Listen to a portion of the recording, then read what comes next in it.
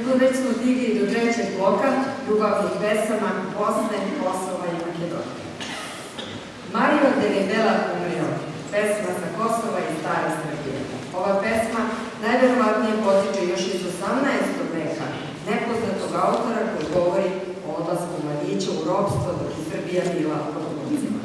Odveden je u zatvor, u Stambol, a njegova izabranica ostaje sama slomljenog srca kod kuće i pokušava da nastavi sa svojim životom, iako nema volje za tim. U pesmi se ona opisuje kao osoba koja tiho govori, krotkog hoda i stasa, koja ima pogled usmeren ka zemlji. Teški su je krčazi koje nosi na glavi, čak i đerdani koje treba svaku ženu da krase.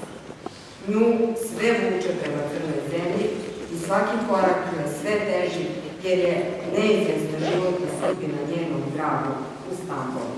Pesma se završava muzikom: "A gomori moj je dragi, daleko